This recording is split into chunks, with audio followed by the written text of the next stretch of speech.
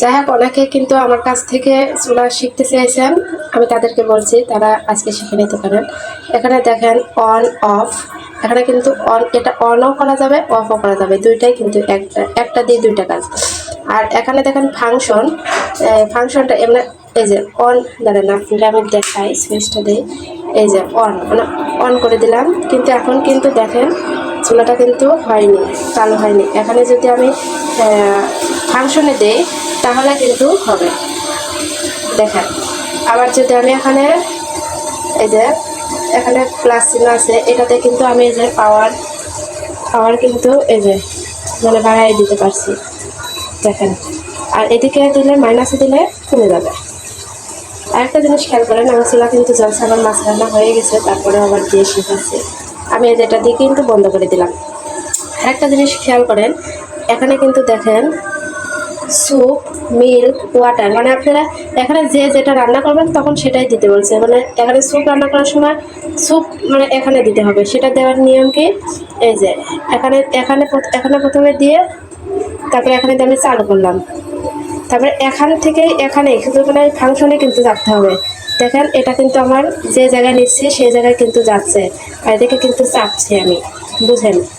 এখানে চাপবো আর এখানে যা মানে যেটা দিবেন, যে ওয়াটারে দিলে ওয়াটারে যাবে, তখন ওয়াটারে হবে। ওয়াটারে কিন্তু দ্রুত হয়, মানে পানি গরম দ্রুত হয় এরকম। আর আমার এই পাত্র, এটা ছাড়া যদি অন্য পাত্র দেয় তাহলে কিন্তু হবে না। মানে এখানে স্টিল স্টিল আর ফ্রাই প্যানগুলো হয়, অন্য অন্য পাত্রগুলো কিন্তু ধরে না। আর এখানে আরেকটা জিনিস আছে, এই যে লক করা, মানে যে পাওয়ারে দিয়ে আপনি যদি মানে এখানে চাপ দেন লক হয়ে যাবে, ওটা আর চেঞ্জ করতে পারবেন না। আরেকটা জিনিস আছে টাইম ধরে, মানে যে কয় টাইম ধরে আপনি দেবেন সেই কয় টাইম যদি আপনি মানে সিলেক্ট করে যদি টাইমে চাপ দেন তাহলে কিন্তু ওই টাইমের মধ্যে চুলা অটোমেটিকলি বন্ধ হয়ে যাবে।